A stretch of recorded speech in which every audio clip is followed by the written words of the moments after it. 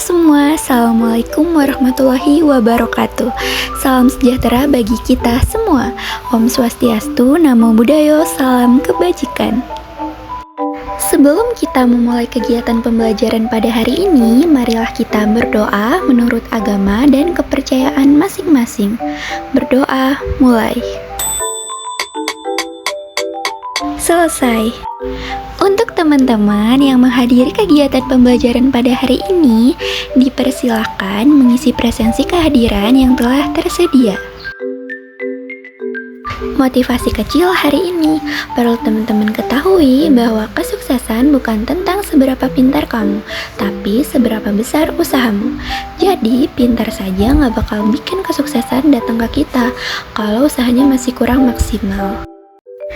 Nah, hari ini apa kabar nih teman-teman semua? Semoga dalam keadaan sehat ya.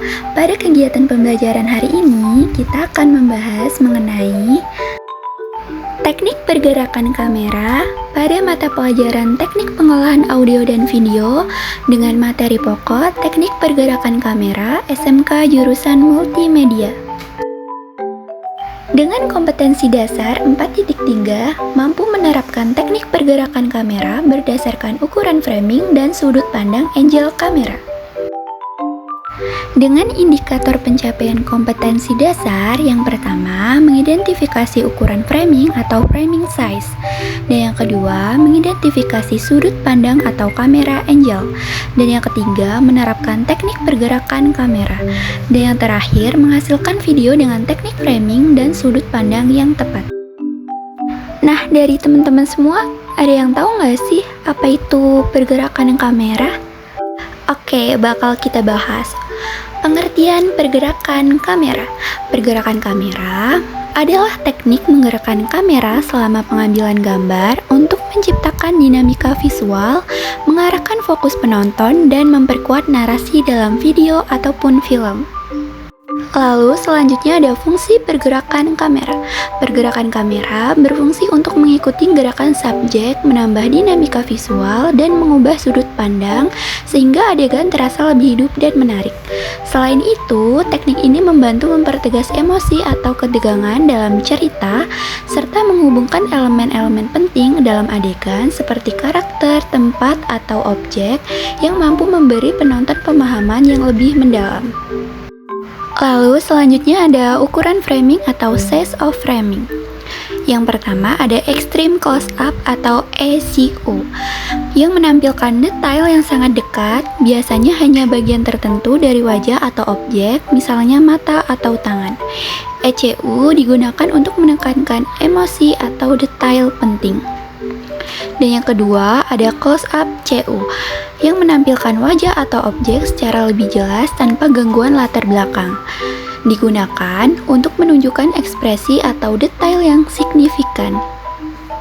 Yang ketiga ada medium close up atau MCU yang menampilkan bagian tubuh dari dada ke atas, biasanya digunakan untuk dialog atau wawancara agar fokus tetap pada ekspresi wajah tanpa kehilangan konteks latar belakang.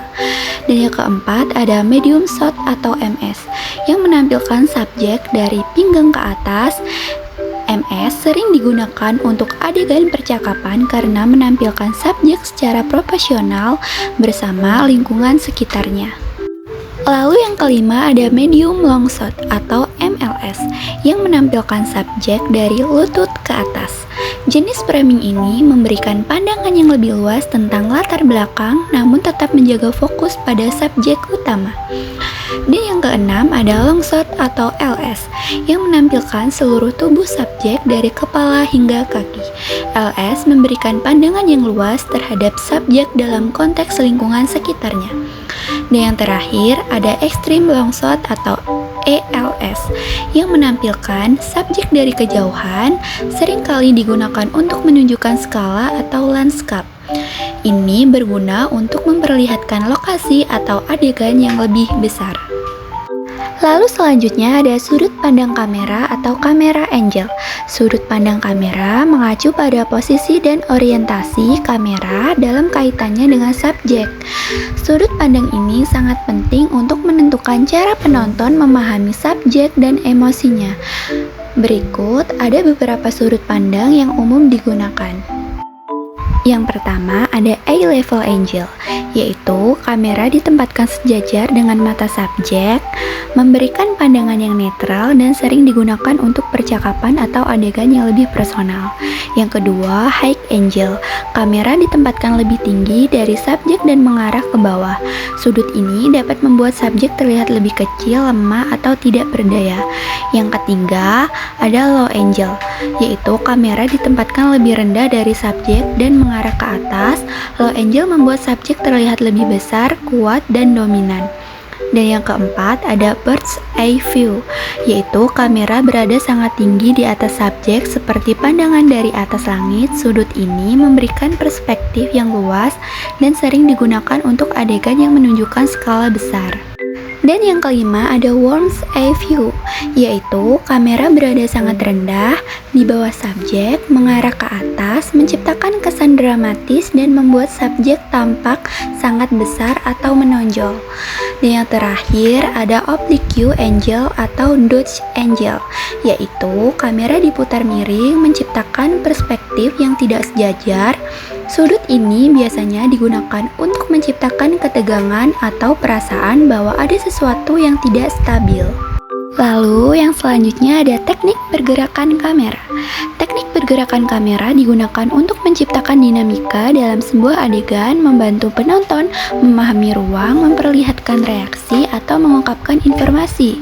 Beberapa teknik pergerakan kamera yang sering digunakan adalah yang pertama ada panning, yaitu kamera bergerak secara horizontal dari satu sisi ke sisi lain. Ini sering digunakan untuk mengikuti subjek yang bergerak atau memperlihatkan pemandangan. Dan yang kedua ada tilting, atau kamera bergerak secara vertikal dari atas ke bawah atau sebaliknya.